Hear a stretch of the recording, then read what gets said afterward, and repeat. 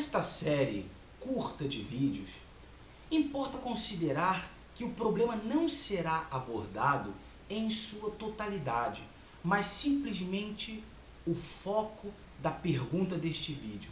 Afinal, muitos espiritualistas, espíritas, dizem que os vícios prejudicam a pessoa espiritualmente.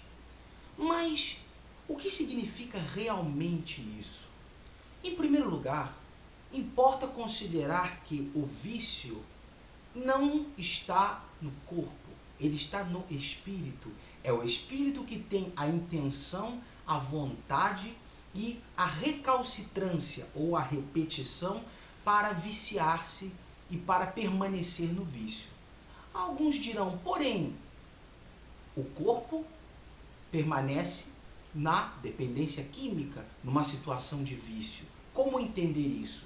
Vejamos, a dependência química que pode manifestar-se no corpo, ela é consequência daquilo que repetidas vezes o espírito lhe imprime. A vontade está no espírito. E a importância de considerar a questão do vício, e me refiro ao tabagismo, me refiro ao alcoolismo, à drogadição, ao uso de drogas e a uma série de outros vícios, o prejuízo que ocasiona para o espírito é exatamente pelo fato de que, ao desencarnarmos, considerando sobre esse ângulo, ao desencarnarmos, aquilo que levamos de fato da nossa existência não é nada de material. Já falei isso em outros vídeos mais longos.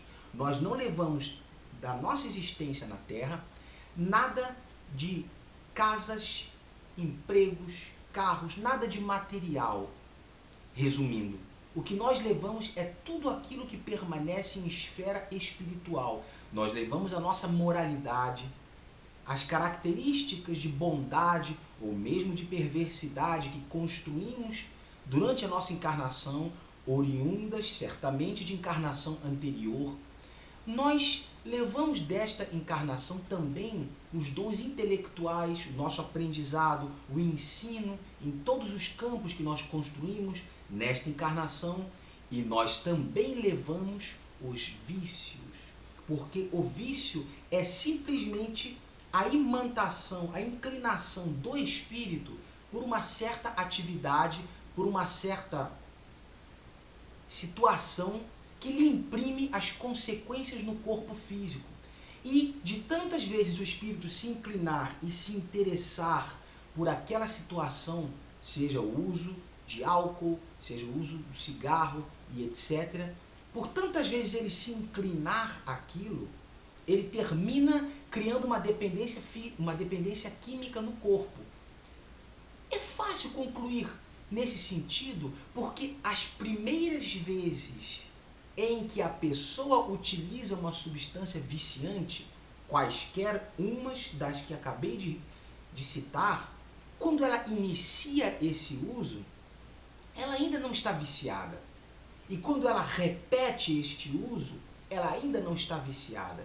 Quando ela repete ainda algumas vezes este uso, ela ainda também não está viciada, o que significa, dizendo evidentemente de um modo geral, as substâncias que viciam bem mais rápido, sobretudo drogas, mas a inclinação que leva um espírito, uma pessoa encarnada, o espírito desta pessoa, digamos, a se inclinar por uma substância viciosa ou viciante, essa inclinação pertence à esfera do espírito, não pertence a uma inclinação do corpo, não pertence a algo subjacente ao corpo que estimule o espírito a utilizar a substância.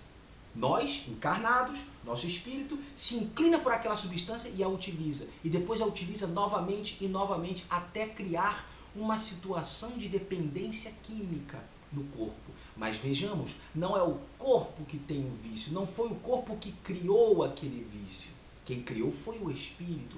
Portanto, após a desencarnação, o vício permanece com o espírito, permanece impregnado no perispírito.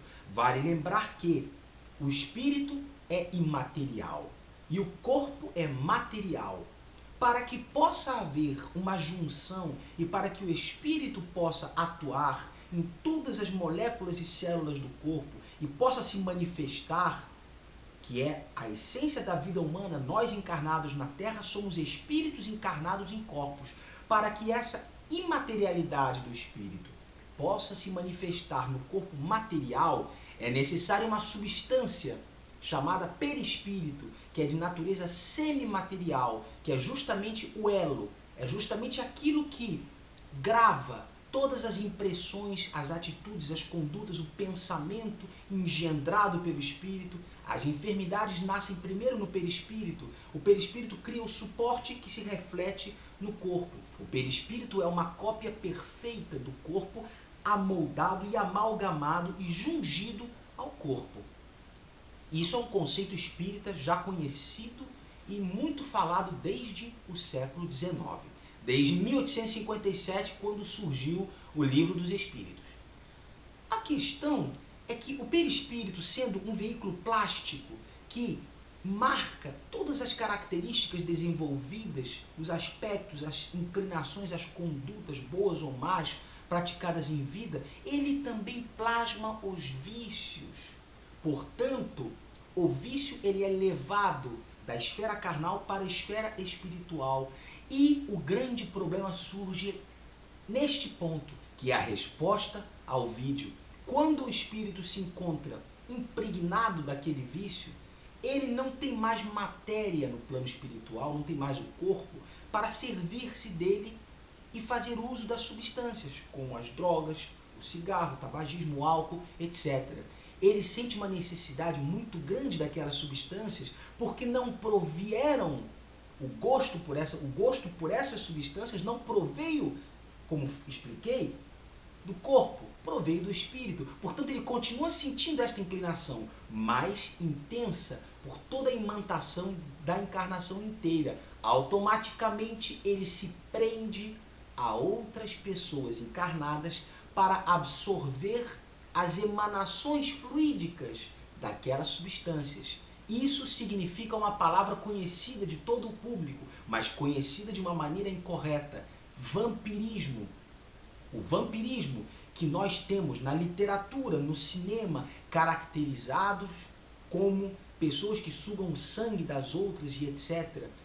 O surgimento, pelo menos o surgimento embrionário desta ideia, deste mito, desta fantasia, proveio essa história de uma situação verídica, que é o vampirismo espiritual. O vampirismo espiritual são aqueles espíritos situados num patamar vibratório inferior, mais primitivos, mais presos à matéria e mais presos aos vícios, que não encontrando um corpo material próprio para servir-se das substâncias, procura imantar-se a pessoas encarnadas e absorver destas pessoas encarnadas as emanações fluídicas das substâncias viciantes.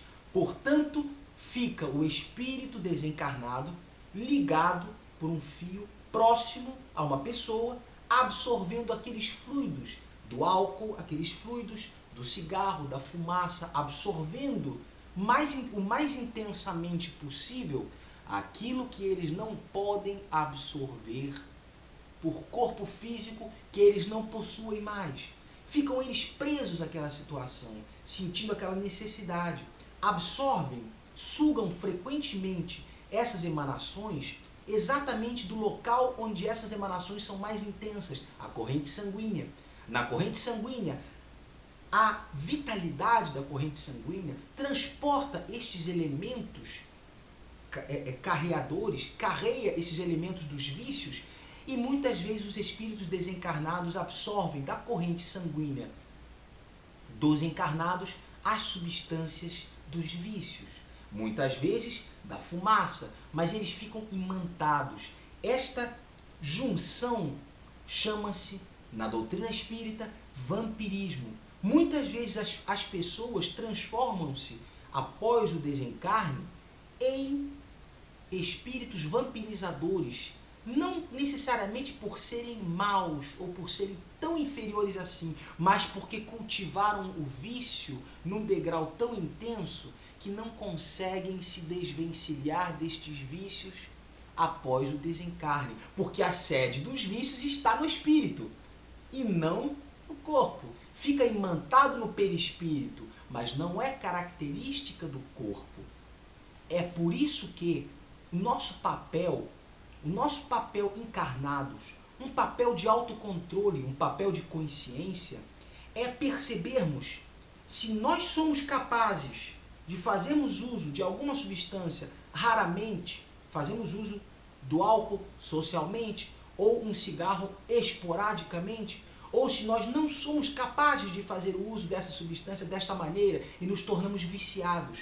Se nós percebemos que o uso esporádico é impossível, então tenhamos a consciência de que nós precisamos, enquanto encarnados, livrarmos-nos deste vício, seja reduzindo para uma situação esporádica ou então, se for impossível, eliminando de nossa existência, porque as consequências futuras, as consequências após o desencarne são profundamente dolorosas, porque o espírito vampirizador, ele encontra-se numa posição de escravidão espiritual. Ele fica preso àquela situação de absorver aquelas substâncias e encontra-se numa posição de profunda melancolia, profunda tristeza, porque ele tem consciência de sua escravidão e não consegue desvencilhar-se dela.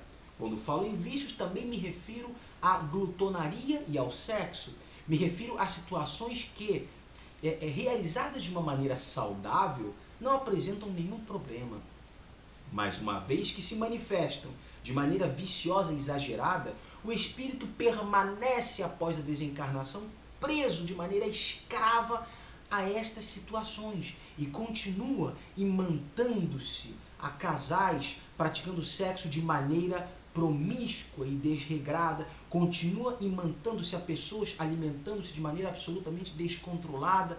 Ou seja, é necessário que nós corrijamos estes vícios, porque o prejuízo após o desencarne é muito grande, muito doloroso e paralisa a nossa evolução, atrasa a evolução do nosso espírito. E nós, quando reencarnamos depois, muitas vezes de maneira compulsória e obrigada, muitas vezes até sem ter consciência, nós trazemos aquele vício impregnado no nosso perispírito como consequências gravíssimas, enfisemas pulmonares, situações de cirrose hepática, situações de esterilidade, quando nós, além de abusarmos e nos viciarmos nas substâncias, nós não conseguimos nos desvencilhar após o desencarne e aquilo se manifesta em consequência grave para a próxima encarnação.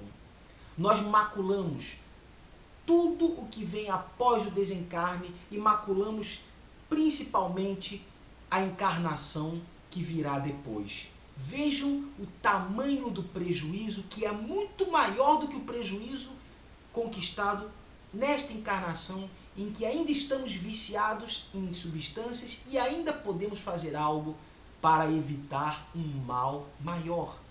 A doutrina espírita não reflete de maneira fanática, não reflete de maneira a inculcar medos e pavores sem fundamento. Ela reflete com consciência, ela reflete com reflexão e inteligência, para que a compreensão do fenômeno possa, através do seu entendimento mais profundo, libertarmos-nos da dúvida e automaticamente, depois disso, libertar-nos do problema que estamos conquistando nesta encarnação. Agradeço imensamente a atenção de todos, fiquem com Deus e muito obrigado novamente. Um abraço, amigos.